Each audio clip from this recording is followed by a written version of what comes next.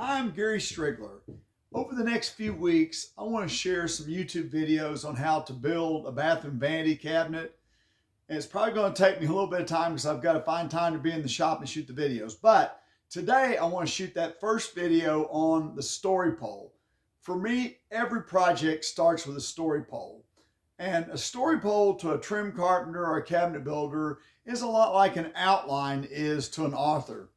So I just start out with a piece of scrap wood that is at least as long as the widest or tallest part of my project. And then I do both vertical and horizontal layouts on that story pole. Now, for this bathroom vanity, I'm actually going to have two vertical layouts because it's going to have a center section where the sink will sit, and there'll be a pair of doors over that. And then on the left and on the right, there's going to be drawer layouts. So I've got all that information just on this one stick.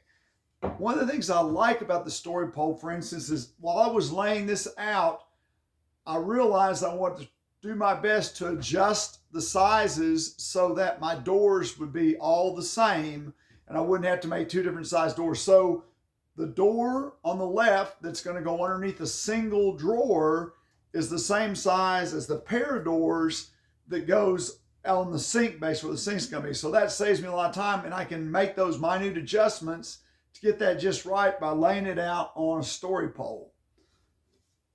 So this side first has the horizontal layout.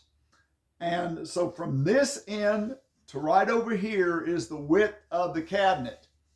And one of the things you always need to know when you're planning on building any kind of a cabinet is where's the space it's going to sit in.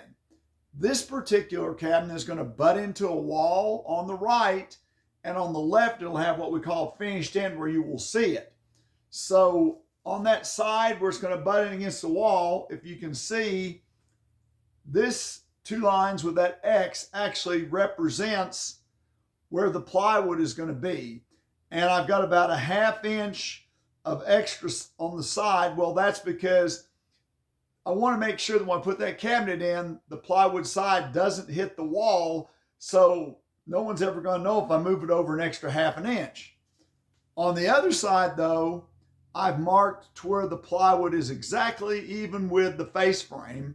And then these intermediate locations are where the two intermediate partitions are going to go. So with that horizontal layout, I can actually figure out the drawer openings and how wide my drawers are going to be, the door sizes, so how wide my drawers are going to be. Then I've got my vertical layouts. This vertical layout is where I'm going to have just a door with a single drawer above it. And my client had given me the height that they wanted the cabinet, maximum height they wanted the cabinet to be. And so I've actually started from here. They wanted it to be 32 inches tall. So up here I've got 32. This is a horizontal rail. This is the intermediate rail. And this is the bottom rail. And then all those marks transfer around. This is where I've actually got the drawer stack that's going to have 3 drawers. But the bottom rail and the top rail need to line up.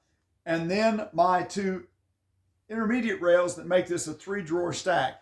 Now, it's a small thing, but one of the things I also learned to do early on is just make a note, mark, this is a horizontal layout, this is a vertical layout. When you start getting into more complicated cabinet projects, sometimes it can be a little bit hard to remember exactly where you are on the story pole. So this is kind of a simple version of a story pole, but it still lets you see how you can basically design your cabinet just on a piece of wood as long as it's as long or as tall as the greatest measurement that the cabinet is going to be.